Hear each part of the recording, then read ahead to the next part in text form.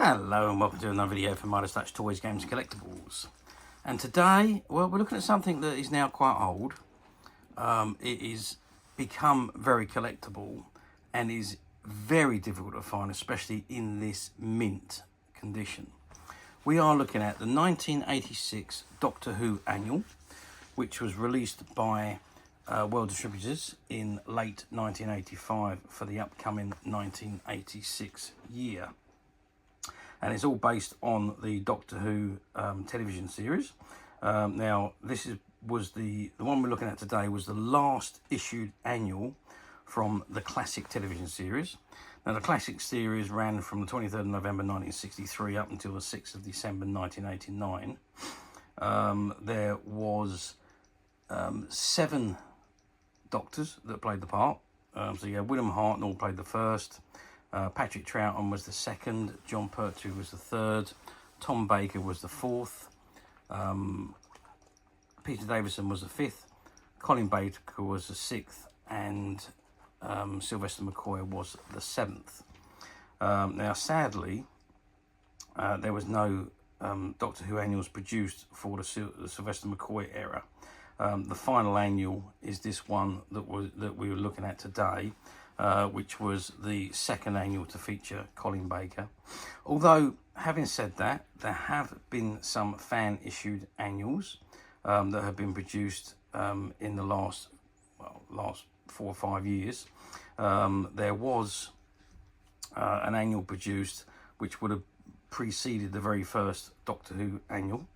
And then there was the annual which would have been the 1987 annual, which would have been the one after this one, and there was a 1988 and a 1989 annual that was done for or produced by the fans, if you like. But the original release of annuals, this was the last one, and there was, I think, 21 annuals produced. So we had 2 for William Hartnell, we had 3 for Patrick Troughton, we had 5 for John Pertwee, and Tom Baker we had 10 altogether, but the last one also featured Peter Davison.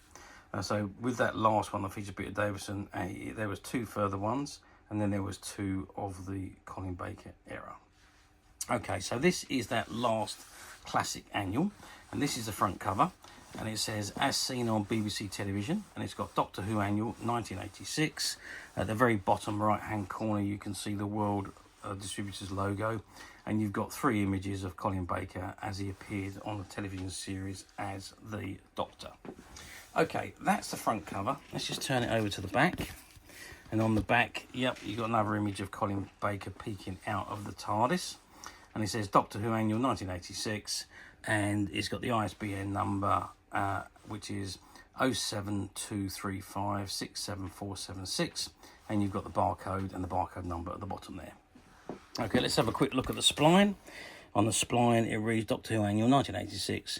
It says World, and you've got their logo again at the bottom right-hand corner there.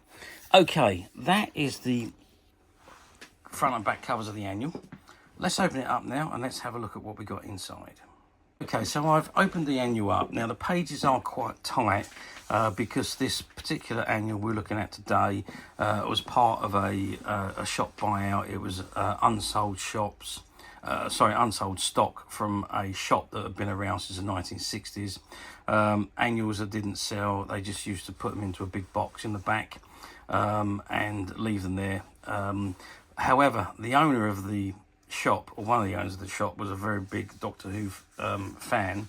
So every year when they had new batches of annuals come in, he would take one out and put one in a box at the back for his own collection, but that's where they stayed. They never went anywhere apart from in that box.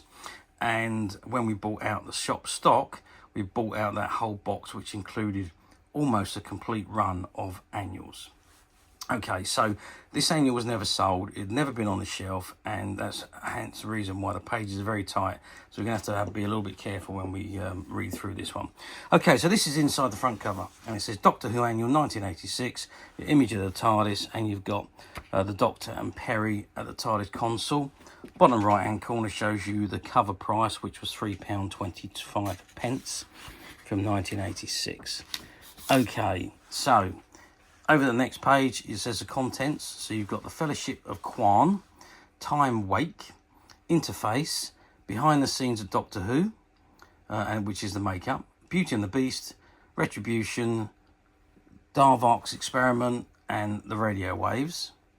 And then you've got the World Distributors logo. It says copyright 1985 by World International Publishing Limited. By arrangement with the British Broadcasting Company, all rights reserved throughout the world. Published in Great Britain by World International Publishing Limited. PO Box 111 Great Dulcie Road, Manchester. Printed in Great Britain, and you've got the SBN number again there. Okay, so the very first story, The Fellowship of Quan, and it's a full story with colour artwork images. You can see you've got the Doctor and Peri there, and there's more artwork images. That's 3 pages, 4 pages, 5 pages. And 6-page story there. So the second story is called Time Wake, and again it's a full story with lovely colour illustrations again, and that's 3, 4, 5, 6, 7 pages.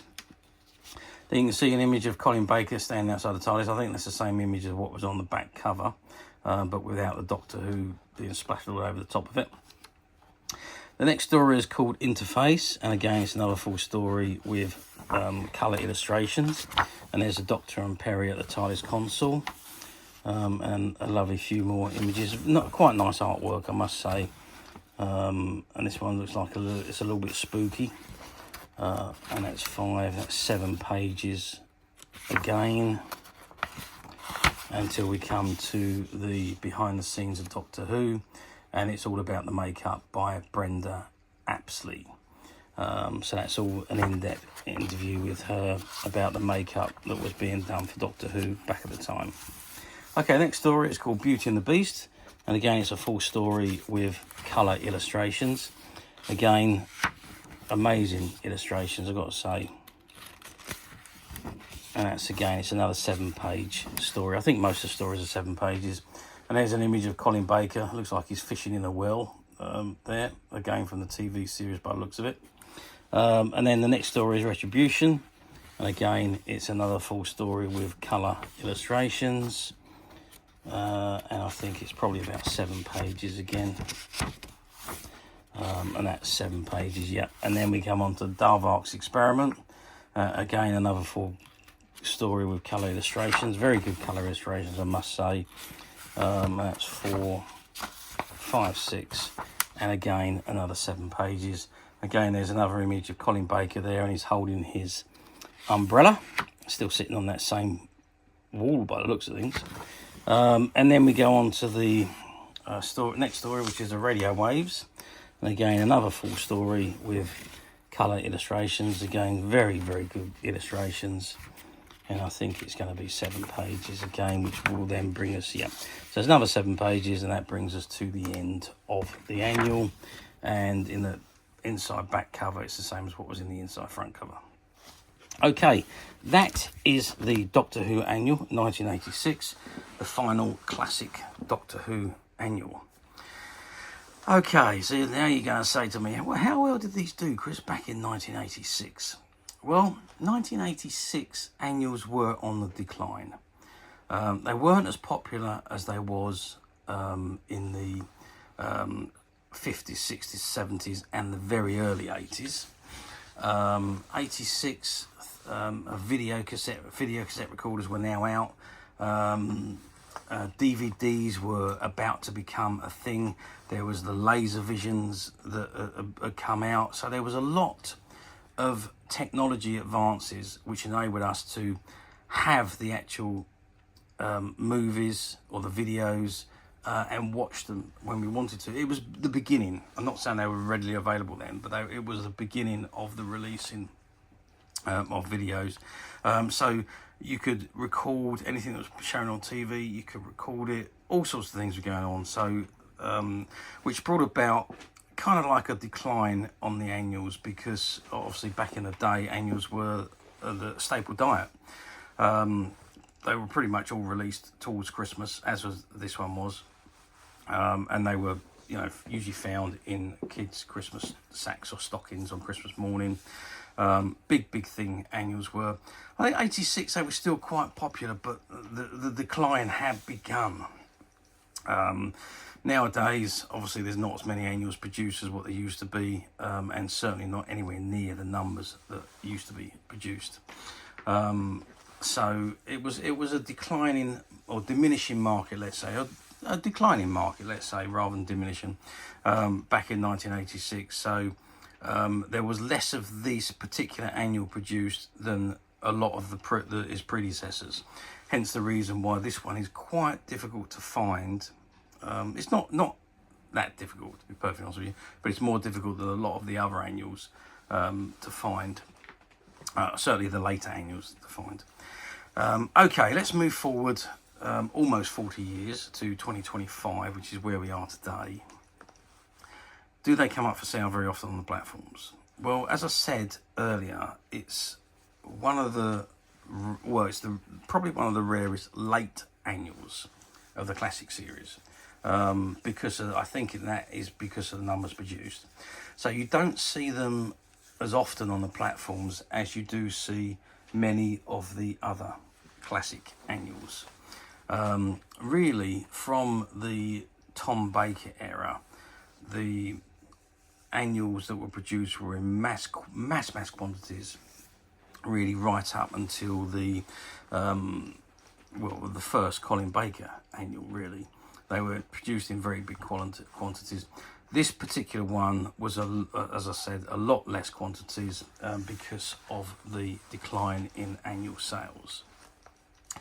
So as a result of that, they don't appear as often as the others do on the platforms. You do see them on platforms, don't get me wrong, they do pop up, but in various different states of condition. And for me, and for many collectors, it's all about condition on these annuals. On annuals and comics, it is very much about condition.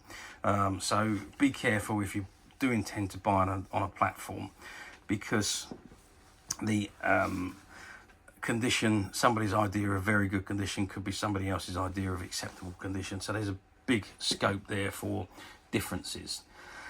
And finding one like this, which is ex-shop stock, never sold, never read, well, I mean, you're just not going to find another one like this. This is pretty much unique to us, and that's just simply because of the way we bought the stock.